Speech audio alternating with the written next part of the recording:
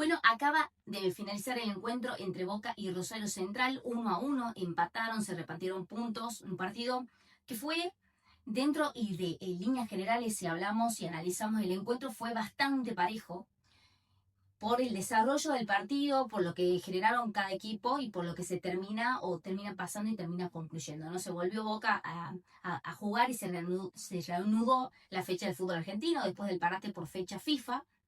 Y acá venimos, como cada análisis, vamos a desglosar el encuentro en dos partes. Primero, obviamente, la emotividad del regreso de Miguel Ángel Russo y la ovación de la gente de Central, porque recordemos que fue técnico de Rosario Central, que ganó un título con el conjunto canalla y, bueno, obviamente la emotividad en un encuentro que tuvo de todo, pero sobre todo el desconcierto total de un árbitro que para mí se le escapó un par de ocasiones, un par de jugadas. Pero bueno, en los primeros segundos del encuentro, Vélez prácticamente sale del partido. Esto, por un lado, sí creo que cambió un poco lo que tenía planeado Rosario Central en cuanto a ataque, porque recordemos que Rosario Central es un equipo que ataca con mucha gente, con Santi López, con Di María, con Malcorra, con Vélez, de hecho que es un jugador que incomoda mucho y hoy por hoy está por encima del nivel que tiene Copetti, ¿no? Que entró y la verdad mucho no hizo en el segundo tiempo.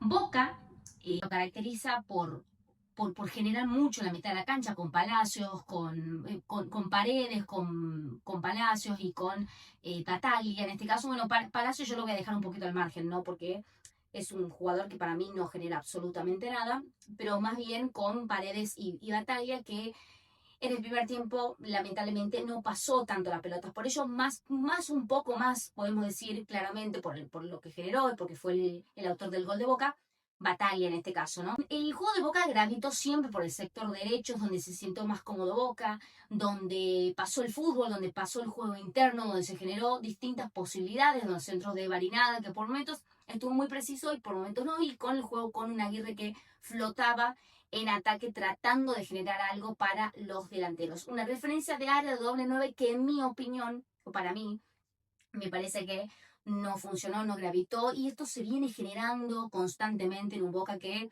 no encuentra los caminos ni con Cavani ni con Merentiel. Y voy a decir de nuevo esto, para mí Merentiel siempre genera un poquitito más que el 9 capitán de Boca, que para mí no es referencia de área, no genera esa referencia de área y tampoco marca las diagonales para que Boca pueda ampliar su juego para el sector. A los 17 minutos de comenzado el encuentro, Malcorra y hubo una jugada donde Paredes rechaza corto, Malcorra remata y para mí entraba, lo de Bray fue muy bueno, fue excelente, fue una jugada clara de gol para el conjunto local que parecía que se hacía dueño de la pelota y fue el que generó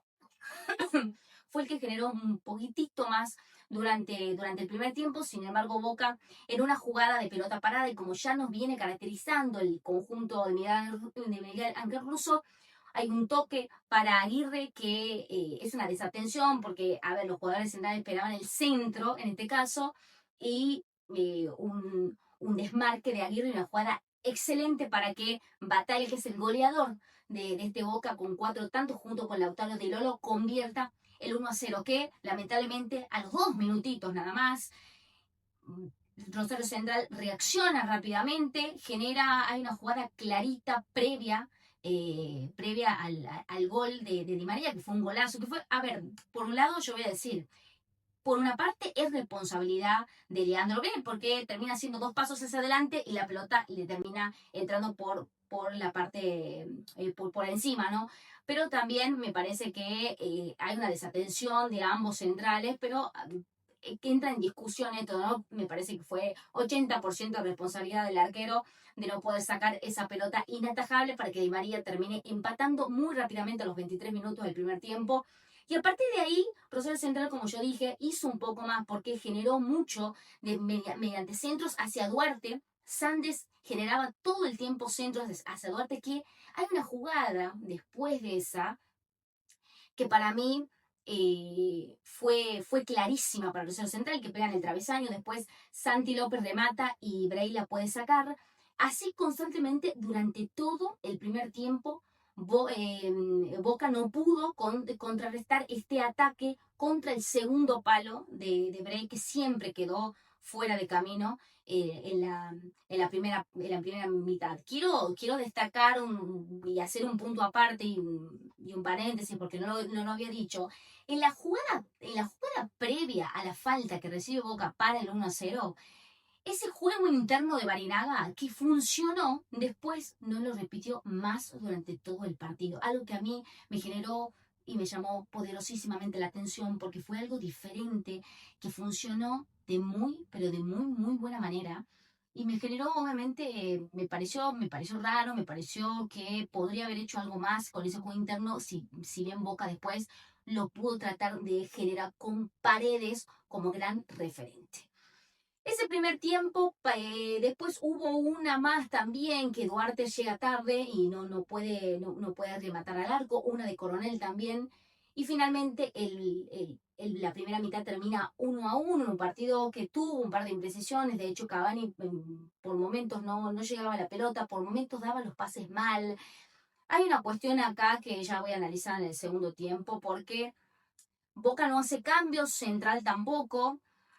Y el Ceneice tuvo, creo, los mejores, voy a decir, los mejores 15 minutos de todo el encuentro porque Leandro Paredes hizo dueño de la pelota y arrancó el fútbol total, ¿no? Cierren, tenés que cerrar el estadio, como diría el Coco, tenés que cerrar el estadio porque lo que hizo Paredes, hay un pase que le da Barinaga, que Barinaga lamentablemente agacha la cabeza y remata el arco cuando tenía centro para Aguirre y tenía centro para Palacios que llegaban solos por adentro, no pudo rematar. Esa fue clarísima para Boca, creo que fue la más clara del segundo tiempo. Y en el primer tiempo hubo una de Merentiel que remata al cuerpo de Brown y fue, creo, la única que tuvo uno de los dos nueves en el partido.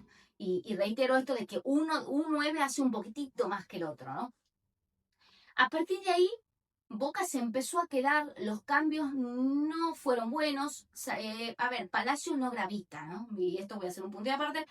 Palacios es un futbolista que no genera absolutamente nada. Tuvo solo un remate al palo a principios de iniciado del segundo tiempo, pero la verdad no gravitó, no generó, no se dobló, no aparece. Es un futbolista que no sabe dónde ubicarse en la cancha. De hecho, lo sacan por Alarcón en el segundo tiempo y se enojó. Se enojó, me pareció totalmente innecesario porque ¿de qué se va a hablar en la semana? Del enojo de Palacios con el cuerpo técnico de Boca.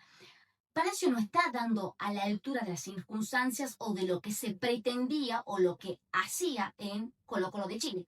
Hoy Palacios es un futbolista totalmente intrascendente que no debería ser titular.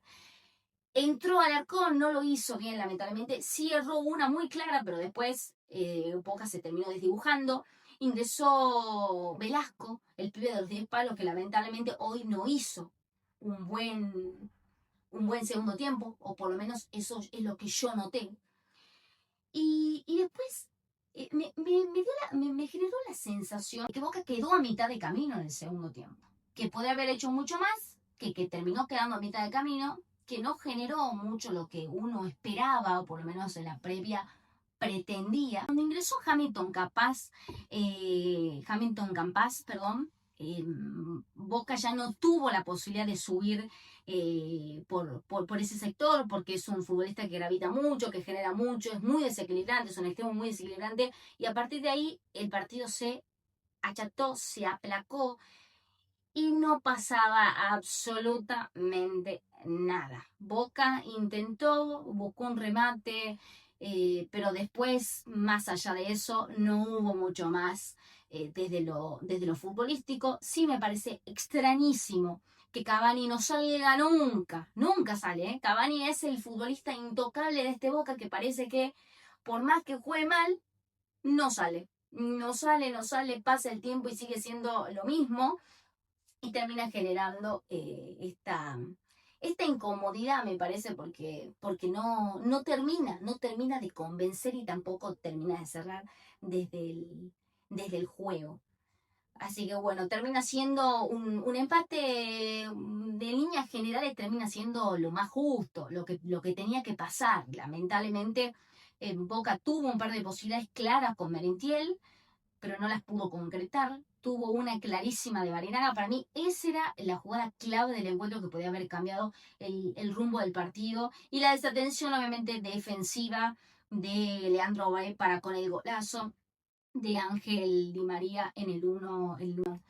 Hasta acá el video del día de la fecha. Acá les voy a dejar los próximos encuentros del Ceneice. Si te gustó este análisis, este descargo, esta opinión del partido entre Boca y Rosario Central Boca, te pido que dejes tu comentario, que debatamos en los comentarios cómo crees que pasó el encuentro. Para mí el podio sin lugar a dudas es Leandro Paredes, Rodrigo Bataglia y Di Lolo, que me parece que hicieron un partido más que correcto. Así que nada, no te olvides de suscribirte al canal, activa la campana de notificaciones para que te avise cuando subo un nuevo análisis, un nuevo video. Así que nada, mi nombre es Justi.informa. Justi, para los que no me conocen, hacemos análisis de los partidos del Ceneice todas las semanas, así que nada, te invito a que te suscribas al canal y también hablamos del fútbol nacional e internacional. Un saludo grande y nos vemos en un próximo análisis deportivo.